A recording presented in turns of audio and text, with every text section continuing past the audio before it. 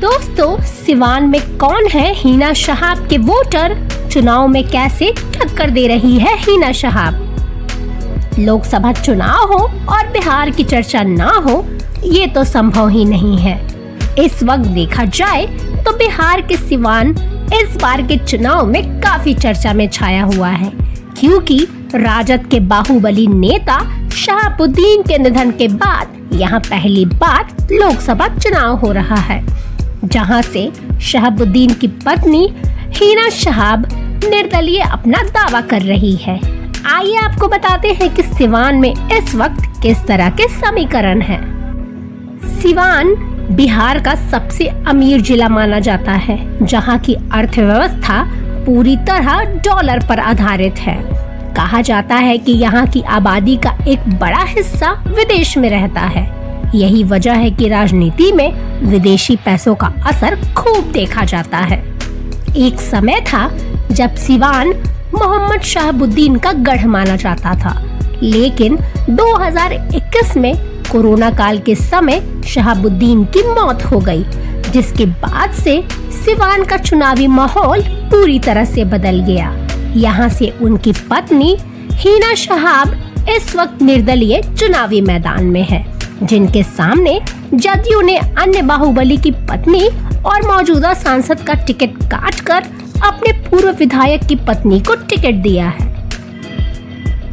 वहीं राजद ने यहां से पूर्व विधानसभा स्पीकर और सिवान सदर सीट के विधायक अवध बिहारी चौधरी को मैदान में उतारा है।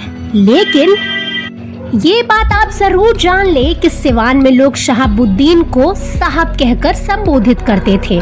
यही वजह है कि आज उनके नहीं रहने के बाद भी उनका प्रभाव नजर आता है। मौजूदा समय में देखें तो सिवान लोकसभा क्षेत्र में विधानसभा की 6 सीटें हैं और इन 6 में से 5 पर महागठबंधन के विधायक हैं।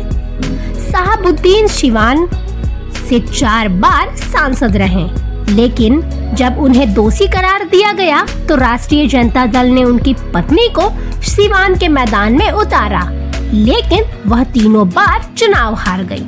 उसके बाद जब शहाबुद्दीन की मौत हो गई तो आरजेडी ने उनसे दूरी बना ली, लेकिन जब हिना शहाब ने इस बार चुनाव लड़ने का ऐलान किया तो आरजेडी ने उनको फिर से अपने साथ लाने की कोशिश की, लेकिन उन्होंने निर्दलीय लड़ना सही समझा।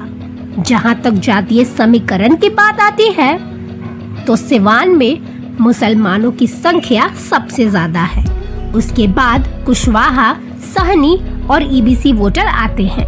दरअसल हिना शहाब के साथ आज भी एक बहुत बड़ा वोट बैंक है जो शहाबुद्दीन के भरोसे उनके साथ है।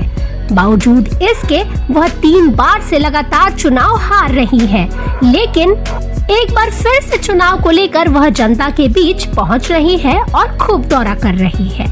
ऐसी और जानकारी के लिए देखते रहें अच्छा जी.com।